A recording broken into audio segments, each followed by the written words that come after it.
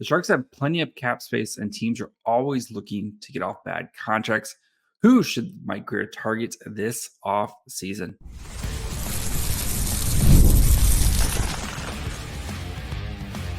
You're Locked On Sharks, your daily podcast on the San Jose Sharks, part of the Locked On Podcast Network, your team every day. Hello, welcome to Locked On Sharks, the premier hockey podcast covering your favorite team in the Bay Area. My name is JD Young, caretaker at The Reef, and also the co-host of the Western Conference Tuesdays on the Locked On NHL show. I want to thank you for making Locked On Sharks your first listen. Proudly part of the Locked On Network. We cover your team every day. If you want to be an everydayer, all you have to do is just follow wherever you get podcasts, or you can watch this on YouTube as well, or do both. Both is great. And today, we're going to be looking at some of the contracts that Mike Grier should try to target this offseason, as one, the Sharks need to hit the cap floor, and two, trying to get more assets from teams who are either cap crunched or they just have a horrible contract on their books that they are trying to get rid of. So we're going to dig into 4 players, which I think make sense for Mike Grier to try to target, and look at what the other teams have to potentially trade. So before we get into all that, do want to let you guys know that today's episode is brought to you by FanDuel. Make every moment more. Right now, new customers get $150 in bonus bets with any winning $5 bet. That's $150 with any winning $5 bet. Visit FanDuel.com/lockedon to get started. So we know the Sharks, they have some work to do to get to the cap floor. They have a ton of cap space, right? Just as a reminder, the Sharks need to spend $15 million, almost $16 million just to get to the cap floor, the second most in the league, only behind the Utah whatchamacallits. I think they should just go with the Utah whatchamacallits. But anyway, so I went through looking at some of the teams with a lot of kind of a bit of a cap crunch, trying to kind of figure out which contracts would make sense, and also, kind of perusing the internet and seeing which guys kind of make a lot of sense to potentially trade for. And the reason why you are doing this, if you were Mike Grier, is you're weaponizing your cap space, right? The Sharks aren't going to spend all this cap space this year, and they shouldn't spend all the cap space this year because you are a rebuilding team, and it's pointless to spend this cap, like kind of max your team out right now when you have a lot of young talent coming up that you're eventually going to have to pay, right? If all goes well, you think about it, you're going to have to pay William Eklund, you're going to have to pay Macklin Celebrini, you're going to have to pay Will Smith, you're going to have to pay Quentin Musty. All these guys are probably going to be large contracts at some point, right? And that is the price of drafting high picks that you hope turn out well. So the Sharks will and should earmark some of that space. But as of right now, what they should do is put that cap space to work, take on some bad contracts from other teams, and get something out of it, right? Whether it's prospects, draft picks, whatever it may be, that's what Mike Grier should be doing with all of his cap space to, one, get to the cap floor, 2, add more pieces, and 3, if you're lucky, you might be able to flip those players and get some more stuff at the trade deadline. So let's start with one Pageau. So Jean-Gabriel Pageau from the Isles. So last season, he played 82 games, 11 goals, 22 assists, 101 shots on goal, 15.55 average ice time, 42.22 Corsi for, 44.16 goals for. He has 2 years left on his deal at $5 million AAV. So $5 million this year, $5 million next year. The Isles, who are very much in the we're never going to tear this thing down phase, continuing to try to kind of ride what they have with these veterans and until the wheels fall off, right? Kind of very late run San Jose Sharks, you could say. But for the Isles, though, they enter this offseason. They have 17 of 23 contracts with a little bit more than $6 million of cap space. And they do have some free agents that they're going to have to try to sign. Most of them are older guys, but again, like they're going to need to make some cap space here soon, to try to, build a competitive team.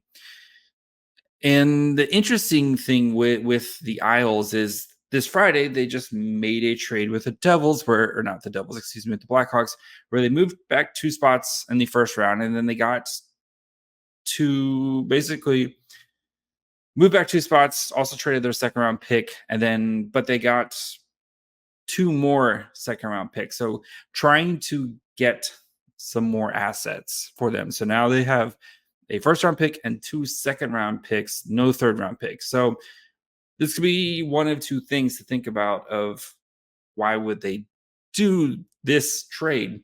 One, they could be trying to restock the worst prospect pool in the entire league, but that doesn't seem like Lou Lamoureau's style. I think they're gathering assets to try to ship off one of these big contracts.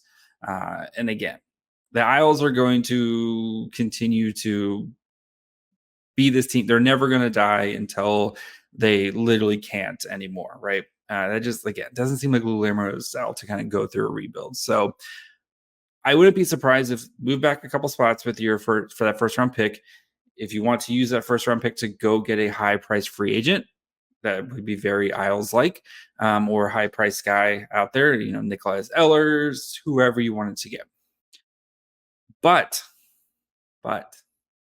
using those 2 second round picks that you just got to package with one of your players, like a Jean-Gabriel Pageau, who you want to move off of, and then maybe you get back a cheap contract type of, you get back a contract of an NHL type of player, Luke Cunningham type, not saying Luke Cunningham, but a player like that. Maybe it's a little bit more cost control guy who you have for the next couple seasons, and you open up a lot of cap space.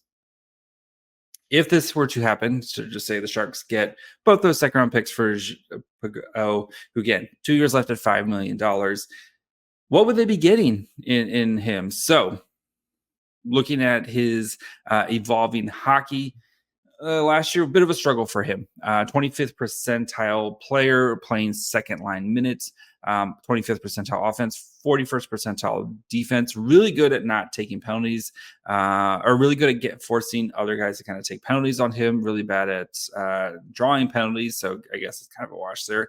But his numbers aren't really super sexy, to be honest. He kind of, plays in all situations, played a ton of penalty kill, would help the Sharks penalty kill there. Played in, kind of that middle between first and second unit power play in second line forward. So definitely a middle 6 type of forward going forward. Looking at his from Corey Schneider, all 3 zones, last year's numbers are brutal. Like, I'm not going to the offensive numbers were just brutal.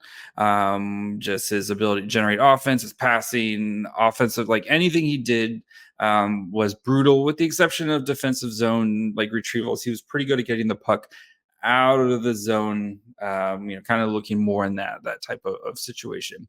But if you go back to the 2022-2023 season, his offensive numbers were good. He was really good at creating shots, assists per 60. He was looking at a bunch of, he was good at generating offense, really good at creating offense off the rush, creating deflections, kind of really good at doing a lot of positive things. But this last season, his numbers kind of went in the tank. So for the Sharks, this kind of maybe feels like a Mikael Granlund 2.0, right? A guy who is definitely on his way out. I get the contracts are the exact same here. Maybe doesn't fit in, looking for on a team right now. Maybe coming in here, playing a higher role, upset trade value for him, and maybe the Sharks can flip him next off season or the following season after that, right? Let him rebuild his value where he will be playing with. Yes, he's going to most likely playing with young guys like a Mac Celebrini or Will Smith or something like that. But then again, though, you're also getting potentially another second round pick or 2 second round picks that gives you more resources to do stuff. And if we are very much on the Mike Grier should trade up from the number 14 spot into the top 10. Having 3 or 4 second-round picks, you can do whatever you want there. It's just trying to find the team. You can basically overwhelm another team with an offer there. I wouldn't trade all 4, but you could overwhelm a team with an offer of, you move back 5 spots or whatever, and then you're getting 3 second-round picks that you can do whatever. So that's kind of, if you're Mike Grier, or if you want to trade back up into the first round at the end of the first round and move up from 33 to whatever, again, teams, especially at the end of the first round, where teams are kind of, you see more movement and picks the later in the first round. Great spot for Mike Grier. If a guy that he really likes is starting to fall, boom, you can slide back up and go grab somebody. So Jean-Gabriel Pageau is somebody I would definitely be looking to try to get whatever you can from the Isles, who, again, their prospect pool is not very good, but they do have some assets right now, and it looks like they're going to keep trying to win until the wheels fall off this thing. So we'll look at 2 other guys here, and maybe bringing back an old friend here in just 1 second. It's winner take all time in the NBA and NHL, and FanDuel's giving you a shot to bring home a big win of your own. Right now, new customers get $150 in bonus bets with any winning $5 bet. So maybe you think, maybe you're Vamos Gatos, maybe you're going with the blue shirts, maybe you're a Stars fan and rooting for Pavelski to finally do this thing, or maybe you want to see Connor McDavid lift it all. Pick a winner. And then if they win, you get $150 to bet on spreads, money lines, player props, and more. Visit FanDuel.com/lockedon to make every playoff shot count. FanDuel, America's #1 sportsbook. All right, so let's continue looking at 2 other guys. We're really focusing on the forwards because the Sharks have a little bit more wiggle room with forwards compared to their blue line when it comes to kind of taking on these projects. The blue line, any players that they get on the blue line should be players that make an impact, not guys who are kind of, you're letting them try to figure things out. The Sharks have enough blue line issues where I really don't think trying to get a guy on a rebound type of contract here makes a lot of sense for the Sharks, right? They need more impact players. They need more guys who can actually move the puck. So that's why I think with the focusing on, and they also have a huge log jam, right? Which we've discussed several times here on the blue line, but focusing on forwards where a little bit more space with 12 forwards compared to 6 defensemen, I think allows you a little bit more wiggle room to try to get some of these guys on here and see what they could do. So the next guy we're going to look at is Vancouver forward Ilya Mikheyev, 6'3", 192-pound guy. Has 2 years left on his deal at $4.75 million AAV. Last season, 78 games, 11 goals, 20 assists, 147 shots on goal. Played 14-16, Corsi for 52-89, goals for 52-56. So why does it make sense for the Sharks / Vancouver, or at least for Vancouver? Vancouver does have a little bit more cap space compared to some of the other teams here.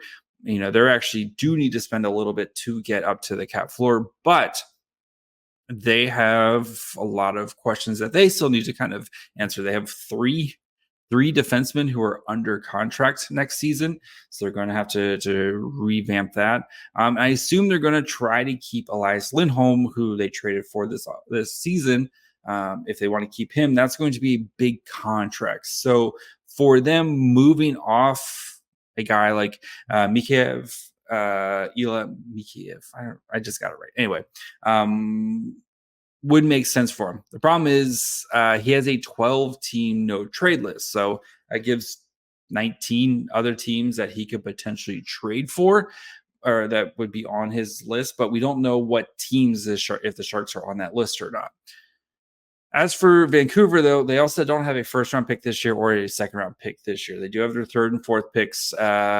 So you could either maybe ask for a second-round pick in next year's draft, Or you could potentially ask for maybe like a B-level prospect in return type of deal. And maybe the Sharks have to throw in kind of a mid to late, like 4th or 5th round pick, but then you're getting a better pick in return for him. So, and especially again, Vancouver, who, I think really came together this year, but they're going to have some questions here going forward, and you're going to potentially have to pay Brock Besser, who has one more year left on his deal. And if they want to keep Dakota Johnson, and they have 3 guys on defense signed, so they're going to have to do some work. So getting off nearly $5 million would give them a ton of space. What would the Sharks be getting in Mikheyev? Next slide. 56th percentile overall player, 15th percentile offense, 89th percentile defensively. This season played second line minutes, second unit power play, also played shorthanded as well. Did a really good job, even strength in the defensive zone, at least keeping goals above replacement, expected goals above replacement down. Power play offense, really not there. Solid job defensively, good job on penalties, like forcing other teams to take penalties on him. Does do some stuff positively. I think generates offense. His chances per 60 are really good. Shots per 60 when he's on the ice is really good. Offensive types, he's good at creating one-timers and again creating deflections. Maybe not very great at getting puck retrievals out of the zone, but I think this is a guy who has offensive skill, but unfortunately just was snake bit this season. So he's a guy where, maybe 2 years left, come in, he's going to be able to get a ton of, the Sharks do have a lot of opportunities offensively, and he could be a guy who could kind of come in and do that. And the Sharks are going to have several Russians on the team, and I know it's kind of a weird thing to say, but the Russian guys kind of stick together a little bit. And having a guy like Kim Kostin on the team, Muka Madulin on the team, there's going to be a couple Russian guys here. Maybe he feels a little bit more home. Who knows? I'm just guessing. I'm definitely grasping for straws here. So, but definitely a guy who, again, maybe he can kind of rebuild his brand a little bit, rebuild his confidence. Going to get a ton of opportunities. See if he can find his scoring touch again. Another guy, old friend, the oldest of friend, one of the great Sharks, at least for one of the greatest moments in Sharks history, Barclay Goodrow. He dominated in the playoffs. Right now, 6'2", 204 pounds, 3 years left on his contract at $3.6 million. I should say Boston, I should say New York Rangers. Forgot to change that. My bad. 80 games this year, 4 goals, 8 assists, 61 shots on goal. Played 12.34 average time on ice, 39.57 per Corsi for, 36.84 Corsi goals for. Does have now, as I'm recording, it is third period of game 3, 6 goals in the playoffs. Barclay Goodrow only shows up in the playoffs. So why it would make sense for the Rangers. So they gave him this ridiculous 6-year contract, which I love Barclay Goodrow. Barclay Goodrow should never have to buy a drink anytime he's in the Bay Area. But giving a guy like Barclay Goodrow a 6-year deal is just not smart business, right? And now they're kind of paying for that, especially as a team that has drafted a lot of high-end talent. Alexei Lafreniere, who's also having a monster playoff run right now. You're going to have to pay that guy here soon, right? And the Rangers are entering next year with a roster size of 9 and about $33 million, which sounds like a lot, but then again, you have 9 guys under contract going into next season. So they're going to have to kind of rebuild their defense. They have decisions to make offensively on some of their guys, like Capo Kakko needs a deal. You're going to have to pay Alexei Lafreniere the following season. Like his contract expires after the 24-25. You have some guy, Keandre Miller is going to need a new contract here. So you're going to need some guys, especially if you want to kind of keep this thing going, and paying a 4th line center $3.6 million doesn't make a lot of sense. So Goodrow does have a 15-team no trade list. Again, we don't know who is not on the trade list, and he is beloved in San Jose. And while the numbers aren't very good, as I'll pull up the numbers here really quickly, he does provide that like leadership thing that we know Mike Grier and the Sharks kind of want. So pulling up this season, kind of playing between third and fourth line minutes, 6th percentile player, 44th percentile defensively, great on the penalty kill, which we know just scored a shorthanded goal today. Looking at his zone numbers, though, it is all red. Just doesn't generate offense, right. We know what Barclay Goodrow is. He is a fourth line center who's going to come in and provide a lot of leadership, play the right way, all that fun stuff that coaches love. But for the Sharks, though, you would be in this one. I think you would have to look at getting either adding a piece, because the Rangers, they have their first round picks the next 3 seasons. They don't have any second round picks the next 3 seasons. They don't have any third round picks the next 2 seasons.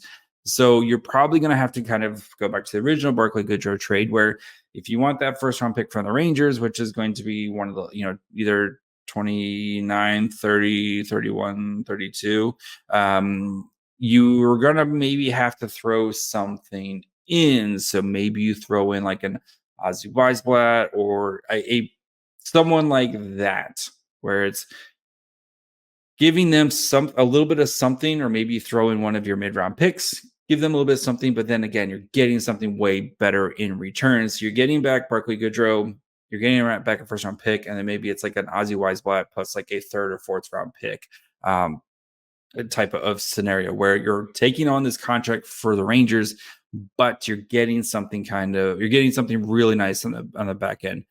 For the Sharks, I know the thought of paying Barclay Goodrow $3.6 million for the next 3 seasons doesn't sound too appetizing. But again, this team has like 2 guys on contracts after this season, the 25-26 season. And if Barclay Goodrow, you're overpaying Barclay Goodrow for 3 years, that's fine. Because by the time his contract expires, that's when you're going to have to look at paying Macklin Salbrini, Will Smith. Ekman will be in the first year of his new contract. Like you're going to have, and Marco Vlasic contract is going to be off the books.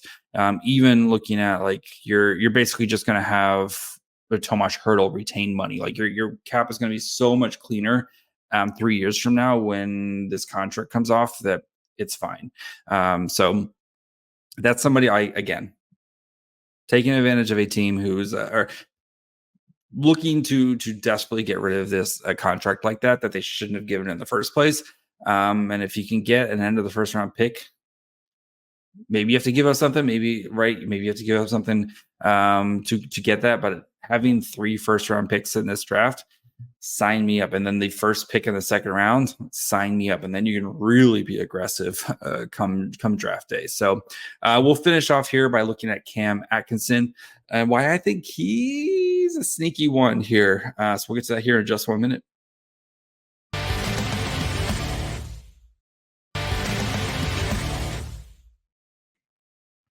All right, let's finish up by looking at Cam Atkinson of the Philadelphia Flyers. So 5'8", 176 pounds. 1 year left on his contract at $5.875 million from the Flyers. 70 games this year, 13 goals, 15 assists, 175 shots on goal. Average time on ice, 15:57 was, he was press boxed a fair amount of times. Corsi for 49.62, goals for 39.19. So why are the Flyers trying to get out of this? Because they sneaky are in a bit of a cap crunch here. They actually have the least amount of cap space heading into the offseason, with only $500,000 in projected cap space. So their team is I don't know what the Flyers are. They rebuilding? I don't know what they are. But they're kind of like really like, there's not a lot of flexibility on this team.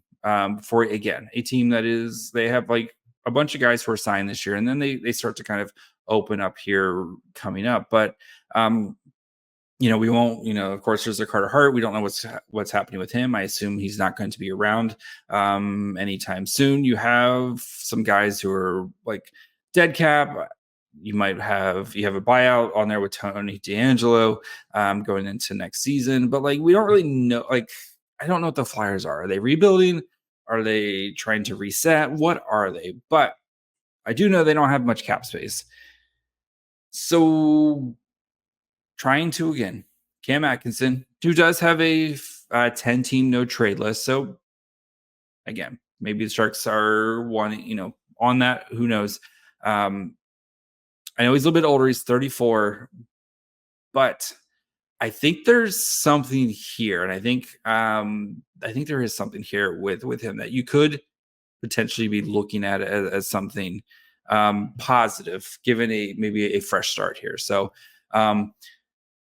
second line minutes last year, 10th overall percentile player, 11th percentile offensively, 19% percentile defensively.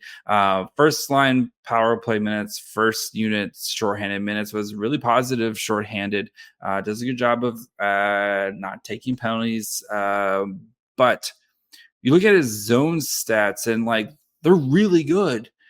Does a really awesome job at creating shots per 60, chances per 60, contributions per 60. Like he does a lot of good stuff offensively. I think he was just a little bit snake bit. Offensive type, like creating an offense off the rush. He's amazing at that. Deflections per 60, also amazing at that. And even like his zone entries, maybe not where he doesn't do them as often, but when he does them, he's really pretty good at them. So I think Cam Atkinson, who's, maybe he comes in, is given an opportunity. And then this is a guy who was like a former 40 goal scorer way back in the day. Almost kind of like Kevin LeBanc, where he kind of performed really well, signed a big contract, and he never lived up to that contract. But last year of his contract, you could definitely bring him in. And if he performs well, you could flip him at the trade deadline and maybe you're probably going to have to bring in a middle team to eat or retain some of the contract because the Sharks have no more retention slots. But I think this is a guy worth bringing in because, especially for a team like the Flyers who want to probably create some cap space and flexibility, and they have a whole bunch of stuff. They have 2 picks in the first round this year. They have 2 second-round picks. They have a third-round pick. Next year, they have 2 first-round picks, 2 second-round picks, and a third-round pick. So they are more than able to pay the price to move on from Atkinson. So again, I think you're looking at kind of that second-round pickish mark for them, who again need to create space so they can do stuff in free agency, and then they have plenty of stuff, and that's what you kind of have gotten from a team that has sold a lot of pieces recently. So I think that type of move as well makes a lot of sense for a guy who I think there's something there that, given an opportunity to play big minutes with the Sharks, can hopefully rebound a little bit, and then you can sell high for a guy like that to a contender, hopefully. So those are 4 contracts I would look at. There's plenty more guys out there, of course. We'll kind of keep it look at as the news percolates and we get closer to the draft and free agency, guys who sound like they may be on the move, and looking at why, if they would make sense for the Sharks to try to attain their contract and get something nice out of it. So that's going to be all for today. I'll be back tomorrow. We have another draft profile set up for tomorrow. Our good friend Brock Otten does OHL stuff. So you can probably figure out who we're talking about tomorrow. So make sure you guys are following along for that. Make sure so you can follow along wherever you get podcasts. Watch on YouTube as well. Follow the show on Twitter, Facebook, and Instagram at Locked On Sharks. Follow me on Twitter at MyFryHole. Till tomorrow. Bye, friends.